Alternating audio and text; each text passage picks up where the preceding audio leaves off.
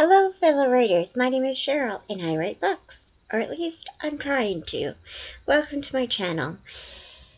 Let's talk about the elephant in the room. This shiny mess here. Yeah, I wasn't gonna come on camera, but then I thought, we have to be real, and I haven't put out a video in quite a while. Okay, so this is Vaseline, first of all. The shiny stuff is Vaseline. I am sorry if this grosses you out. Please leave if it bothers you. This is kind of a trigger warning for me falling. So, yeah. So, this will just be the first minute or two. I'll tell you what, I'll put up here the time when I stop talking about it. But if looking at me like this bothers you, please just leave the video. That's fine. I don't mind. Anyways, I fell. So I was a little update here on what's been going on the last few days. 4 days ago, I can't even stand looking at myself. Like, it's all shiny. Honestly, it doesn't hurt very much. I put Vaseline on my lip because it was starting to hurt, and Vaseline takes away the pain. If you haven't tried it, it really does work. And then I put a little bit on my nose as well. But it doesn't really hurt that bad. I'm okay, alright? What happened is, I was walking Rosie, my landlord's dog that I look after, and there was another dog, and this other dog is a puppy that the owners have only had for a week, and this puppy wasn't used to other dogs, so she started barking and trying to get to Rosie, like straining against her leash, and Rosie felt threatened, and I didn't see the warning, and she took off, and she's a very powerful big dog. I am very easily fallable. I know that's not a word, but I fall really easily. So I just went onto the middle of the road. Landed on my face. I am okay. My glasses did not break. They did get a little scratched up, but that's okay because I am getting new glasses soon within the next few months, so it's okay. But they didn't break, so I'm very thankful for that. My nose did not break, although it looks horrible. My teeth didn't break. If you don't know, I wear dentures, and they did not break. Thank God. They did push up a bit, and I now have sores on my mouth, but they will heal. I'm very thankful for it not being a lot worse. It could have been a lot worse, so I'm very thankful for that. My back didn't hurt, which I was shocked at. I do believe I had a bit of a concussion because I get concussions very easily. I just jerk my neck and I get a concussion, basically. Okay, I'm moving the camera a bit. I'm so sorry.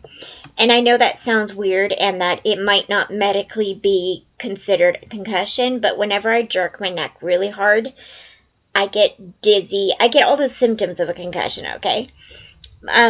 Rosie is fine. I let go of the leash and she came back to me right away as soon as I fell. She was right there, quiet, licking me, making sure I was okay. The other dog kept barking and trying to get to her, and Rosie handled it very well. She was very apologetic, and all night that night she kept waking. She slept on my bed, and she woke me up every 2 hours or so and gave me loads of kisses and snuggled up with me and let me hold her, and it was amazing. She was a wonderful dog. I don't really blame either dog. These things happen. It's fine. It's fine. And it like I said, it could have been a lot worse. But I do have this, and you can't really see the big mess that it is because it's all shiny with the Vaseline, but it's a big mess there too. Anyways, that's the update. We went longer than 2 minutes. I'm so sorry. So now I thought I would do a video. I wasn't going to do a video, but then I thought I haven't done one in quite a while. So, I forgot to look up how many words I've written. I was going to do that before I started. Hang on 1 second. Okay, so I have written 3,123 words. Not a lot, but I have started Project Lydia. I'm just calling it Project Lydia. I don't have a fancy project name. I don't have a fancy name for the book yet. But I've written 3,123 words. I have figured out a lot of the plot. some of it is still, I'm still pantsing on some of it, but we're working on it. And I'm very happy. Of course, the last few days I have been focusing on getting better, and my neck has been hurting a lot. It's fine now. I feel fine. It only lasted like a day and a half that my neck was hurting. So, but then I had to get the guts up to take Rosie for walks again because it was kind of a little bit traumatic for me. And I had to hold the leash differently so that I can let go if I have to, because I don't think she would attack anyone, hopefully, if I let go of her. But yeah, so I've been kind of relaxing last 2 days. So yesterday and today I've gone for normal walks. It has been fine, but I haven't done a lot of writing is what I'm saying. So I'm going to do some writing, and I'm very excited. So far in my book, I've written Chapter 1, Scene 1 and 2. I'm very excited for that. Scene 1 of Chapter 2 is basically written. This is, again, is my first draft, so it's very, very, very rough drafty. I have a few places where I put in highlight, insert, description of such and such, or something like that, and I just left it there. For draft 2 Cheryl to worry about. And so a lot of it has to do with how things are done in 1920. Because I should talk to you about what Project Lydia is. I'm so sorry. So Project Lydia is a, I forgot, I didn't even show you. This, I just saw this. My brain is going everywhere. I got a hand warmer massager. This has been wonderful. It has helped so much. Anyways, that was a side tangent there. Project Lydia is a historical cozy mystery. It happens in 1926, I believe, is where I'm doing it.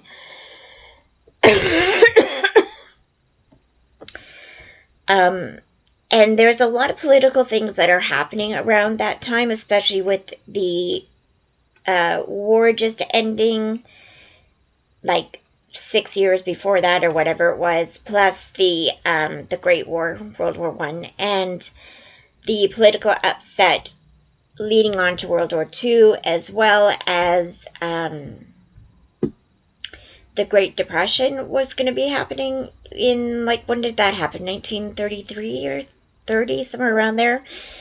So there's a lot of political things I don't know about. But anyways, I chose to do 1926. I don't know why.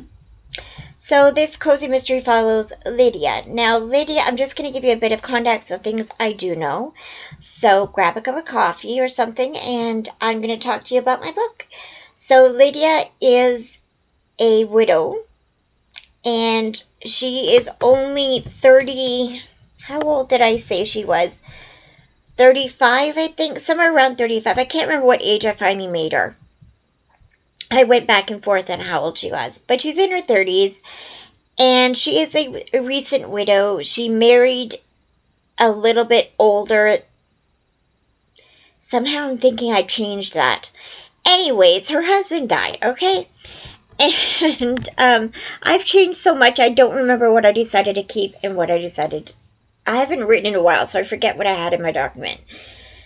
But she is a widow. Her husband has died. She is left not extremely wealthy, but, well off. She doesn't have to work, which is great because this is 1926 in Canada, in BC, Canada. It's going to be taking place in a made-up place, a fictional town, but it's going to be based on a real-life place in BC, in British Columbia. So it's going to be a fictional town. I'm going to add my own things in there, but it's kind of like a suburb of a real life place, if you know what I mean. And she, in the beginning, in chapter 1, she likes to knit, so she takes some knitted items to a person, a woman who has just had a baby. She has a bunch of other little ones, and she goes in and talks to her and finds out that the woman is being abused. or she suspects the woman is being abused because the husband comes home and she just gets a bad vibe, if you could say. I mean, I know they didn't use that kind of language back then, but she gets a bad feeling. And she knows that look that the woman was giving her because her mom had that same look. So there's a bit of past history of that. And she leaves the house reluctantly. And as she's going to her new motor car, she looks over and hears this man yelling at a young lady. And it's a young girl, a 16-year-old girl. And this 16-year-old girl is in a situation, and Lydia and her dog Rosie, because she does have a dog named Rosie, because we had to put Rosie in there, offer to take her wherever she wants to go, because this girl's actually being kicked out of the house.